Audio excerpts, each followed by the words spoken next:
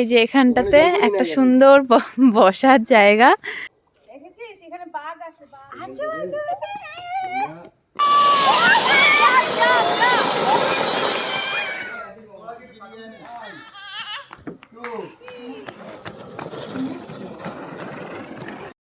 বাপরে এক্সপ্রেশন কি! ও বাবা,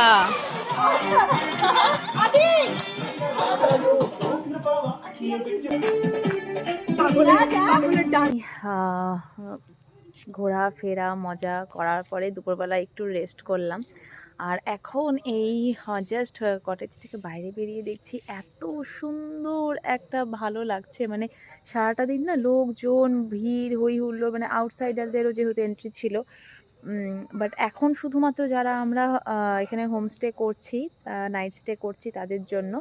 তো একদম শান্ত, ফরেস্টের মধ্যে, চারিদিকে জঙ্গল, তার মাঝখানে শুধু লাইটিংটা আছে। কালী পুজোর যে শেষ হয়ে গেছে, বাট কালী পুজোর রেশটা এখানে লাইটিংয়ের মধ্যে দিয়ে আমরা বুঝতে পারছি। তো আমি একবার দেখাই ব্যাক ক্যামেরায়। এই যে কটেজগুলোর বাইরে সমস্ত লাইটিং। আর যেটা আরও বেশি ভালো লাগছে সেটা হলো এই যে এই জায়গাটা, গাছের ওপর দিয়ে যখনই লাইটিং দেওয়া হয় তখনই সেই জায়গাটার সৌন্দর্য আরও বেশি বেড়ে যায়। তো এখানে ওটাই চারপাশে গাছে গাছ, তার মাঝখানে যখন একটু করে লাইট দেখা যাচ্ছে, জাস্ট অসাধারণ লাগছে, অসাধারণ। ও পাশটাতে পার্ক আছে, প্রীতম পকুকে নিয়ে পার্কে গেছে।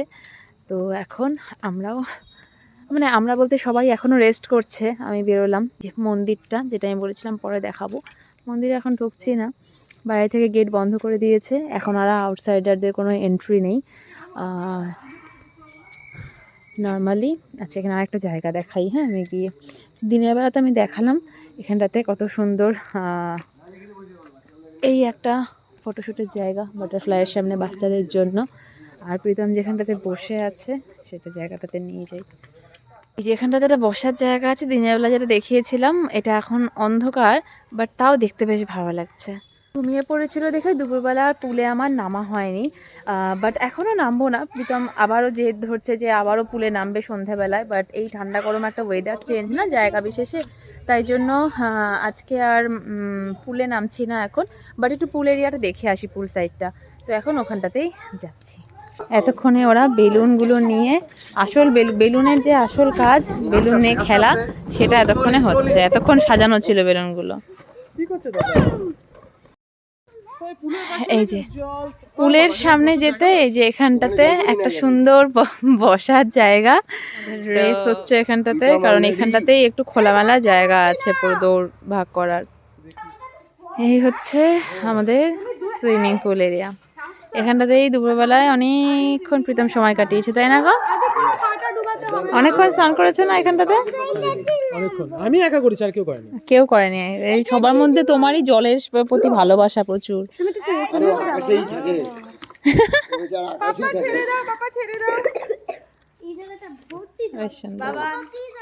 বানারহাট বাজার থেকে প্রায় ৫-৬ কিলোমিটার ভেতরে চা বাগানের মধ্যে দিয়ে এত সুন্দর একটা হোমস্টে, যার নাম দ্য গ্রিনল্যান্ড হোমস। আগের ভিডিওতে সুইমিং পুল এরিয়াটা দেখানো হয়নি, আর তাই এই ভিডিওতে এই এরিয়াটা দেখাচ্ছি। বেশ সুন্দর, আর এই ছাদের থেকে পুরো ভিউটা এত ভালো লাগছিল।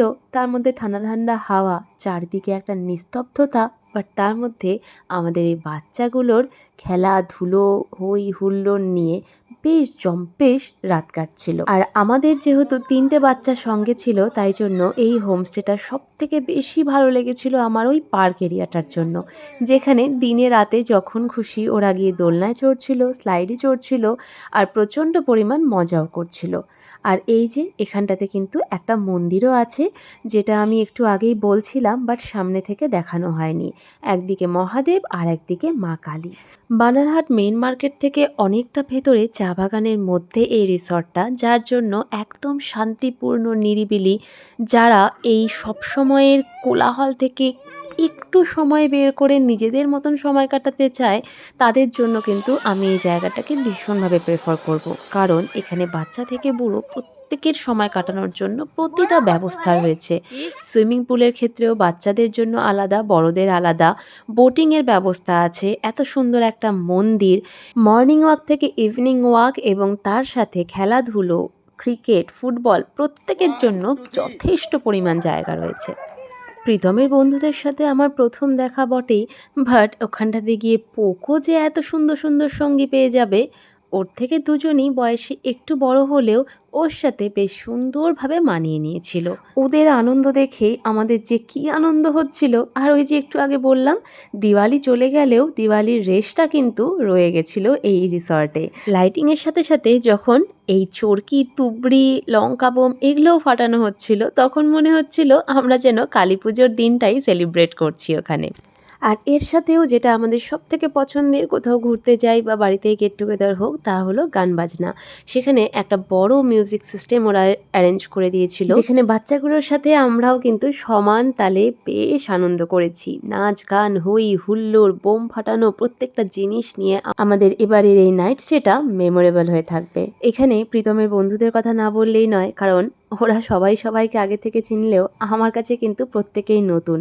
তবে ওদের মধ্যে যে আন্তরিকতা আমি পেয়েছি, তাতে আমার মনেই হচ্ছিল না যে আমার সাথে তাদের প্রথম দেখা। তাব্বাসুমদি থেকে শুরু করে দীপান্বিতাদি, ইভেন বাচ্চাগুলো, বাবাইদা, তীর্থঙ্করদা, প্রত্যেকের সাথে এতটা মজা, এতটা আন্তরিকতা, এই জিনিসগুলো না থাকলে জায়গা যতই ভালো হোক না কেন, আনন্দটা কিন্তু সেভাবে উপভোগ করা যায় না।